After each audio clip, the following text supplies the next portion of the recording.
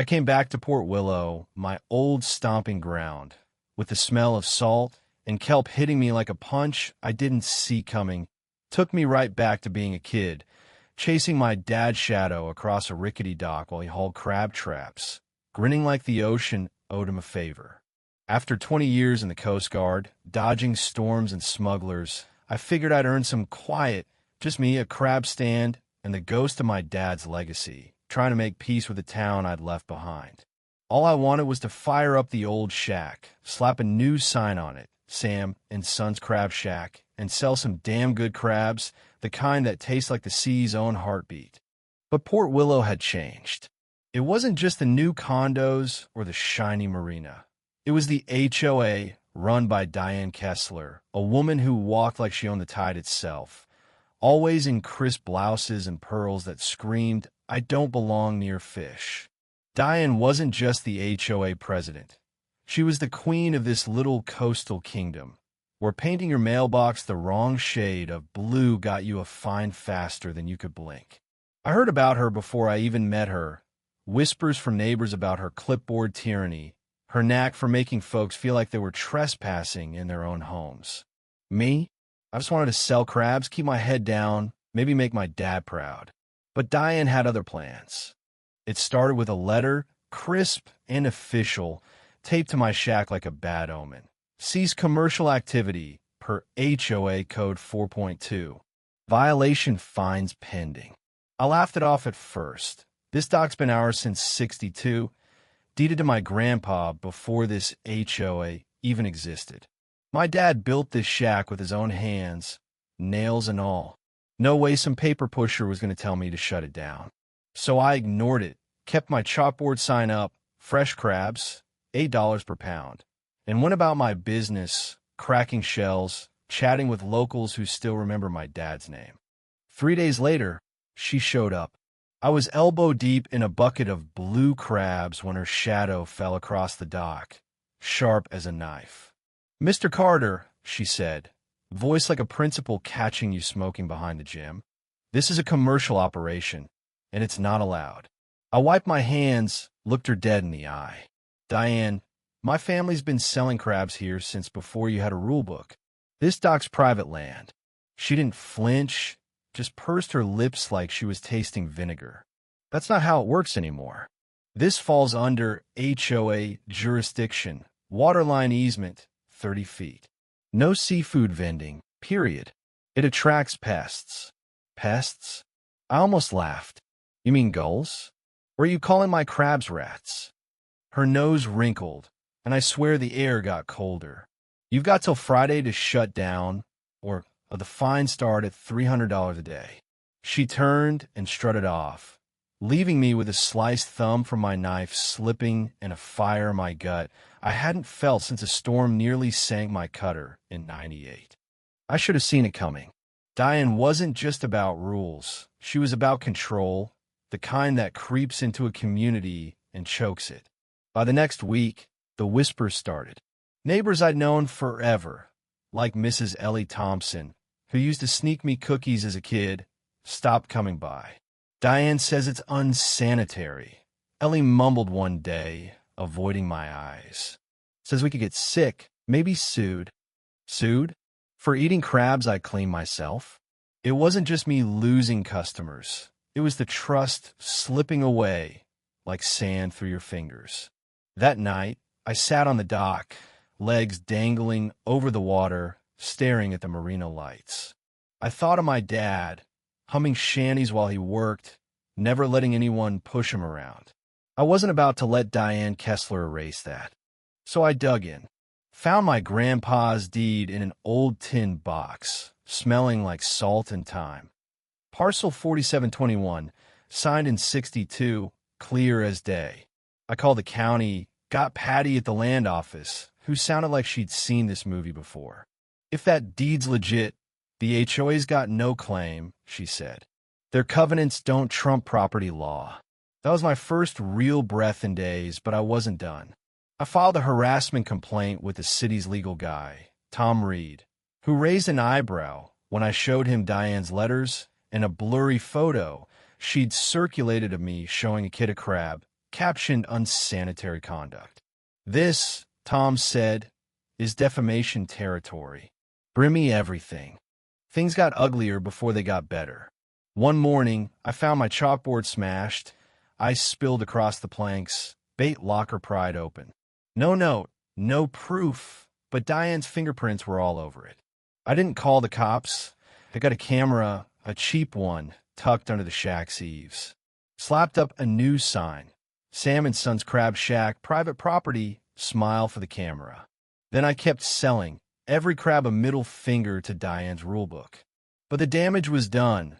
Sales tanked. Locals stayed away, scared off by her whispers about health risks and fines. Even Jimmy, the old guy who swapped me fish for bread, stopped coming. It's not worth the hassle, he muttered. That stung worse than the vandalism. I knew I needed more than a deed to win this. So I hit the county archives, spent hours squinting at microfiche with a clerk named Mr. Grover, who moved like he was born in those dusty stacks. Found gold. A 1979 HOA filing excluding my dock from their jurisdiction, signed by some long-dead planner. Diane either didn't know or didn't think I'd find it. Big mistake. When the HOA announced a mandatory meeting, I was ready. Showed up in my old Coast Guard blues, not to flex, just to remind them who I was. The clubhouse was packed, neighbors fidgeting, Diane up front with her board, all fake smiles and clipboards. She started her spiel about unauthorized commerce, throwing shade at my shack without saying my name. Everyone looked at me anyway.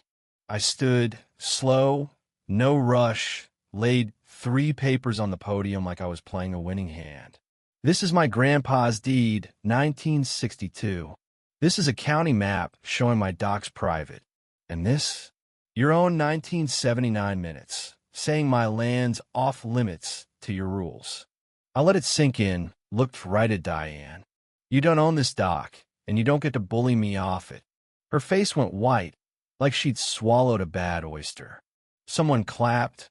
Old Mrs. Thompson, of all people. Then the room exploded. Diane didn't speak again that night.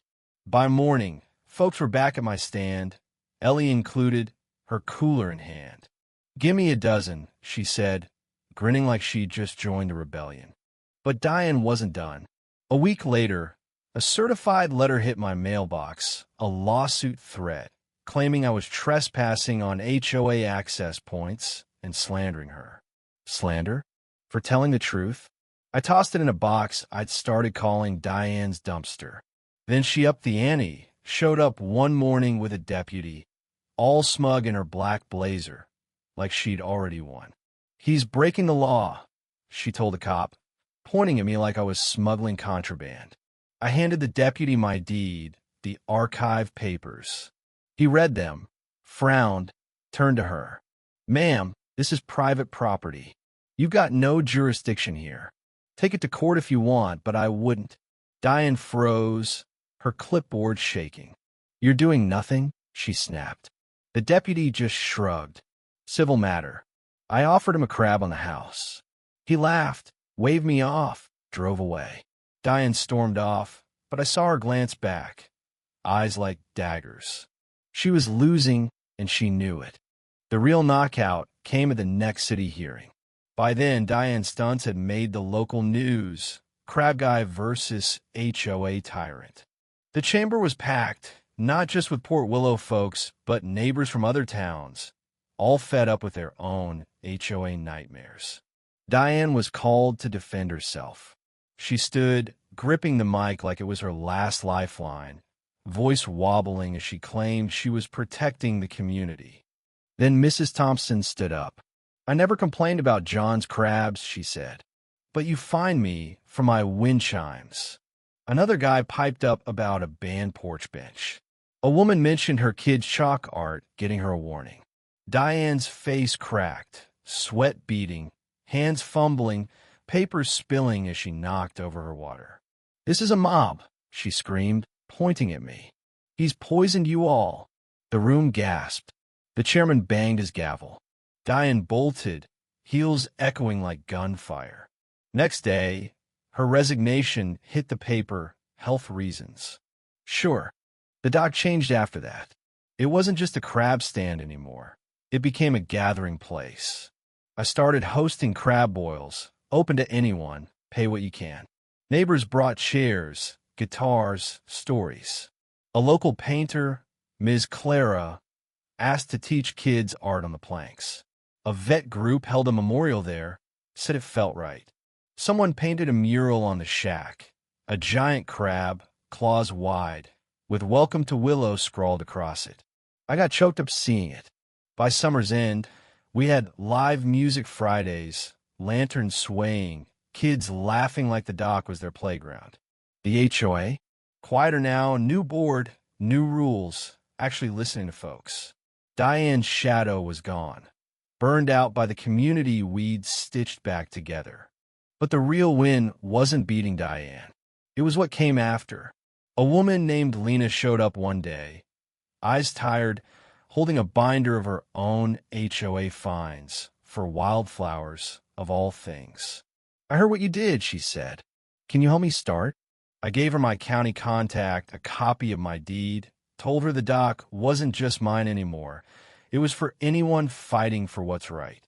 She won her hearing a month later, sent me a photo of her approved garden, grinning like she'd slain a dragon.